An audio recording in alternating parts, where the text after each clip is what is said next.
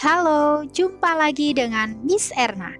Pada video pembelajaran kali ini kita akan membahas tentang pelajaran pendidikan agama Kristen kelas 9 dengan tema Gereja sebagai umat Allah yang baru bagian pertama.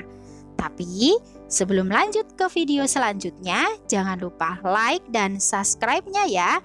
Dan jangan lupa tekan tombol loncengnya supaya kalian bisa update video yang terbaru.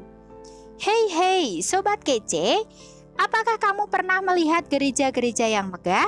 Bangunannya yang menjulang tinggi dengan fasilitas yang wow. Tentunya indah bukan?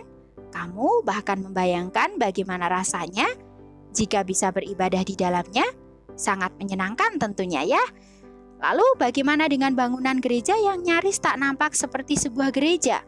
Bangunan yang sederhana dan tak nampak mewah sedikit pun. Fasilitasnya jangan ditanya, pasti hanya ala kadarnya bukan? Pernahkah terbesit di dalam pikiranmu untuk beribadah di sana?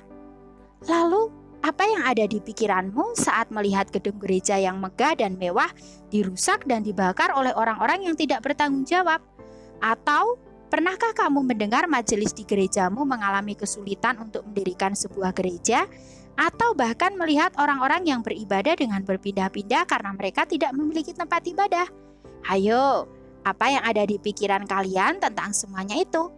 Apakah kamu marah, kecewa, kasihan, atau bahkan cuek? Yang penting gerejaku baik-baik saja. Sobat Kece, tempat ibadah orang Kristen itu disebut dengan gereja.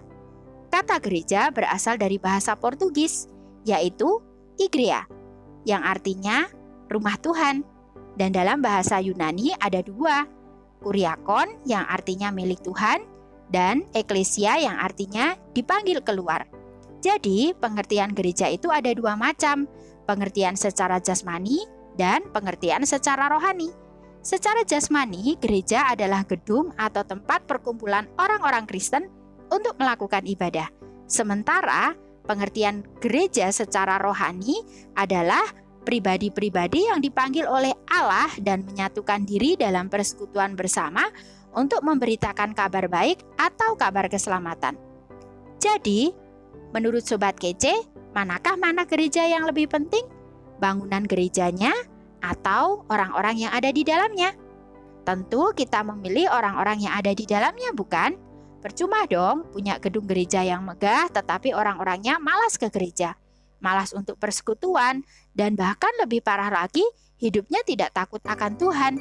Jadi, pantaskah kita marah jika gedung gereja kita dibakar, dihancurkan, atau mau mendirikan gereja saja dipersulit? Layakkah kita malu untuk ke gereja karena gereja kita tidak semegah gereja-gereja tetangga? Lalu, kita malas untuk beribadah. Sobat Kece, gereja itu bukan tentang gedung atau bangunannya, tetapi merujuk kepada orang-orang yang ada di dalamnya. Karena firman Tuhan di dalam Matius 18 ayat 20 mengatakan, sebab di mana 2 atau 3 orang berkumpul dalam namaku, di situ aku ada di tengah-tengah mereka. Sobat Kece, kesimpulannya, kita tidak perlu marah saat gedung gereja kita dirusak oleh orang-orang yang tidak bertanggung jawab, dan kita tidak perlu malu untuk beribadah jika gedung gereja kita tidak megah, karena bagi Tuhan bukan gedungnya, melainkan orang-orang yang ada di dalamnya. Bagaimana kita melakukan kehendak Allah? Sudahkah kamu menjadi gereja yang hidup bagi Allah? Sampai jumpa di video pembelajaran selanjutnya. Shalom.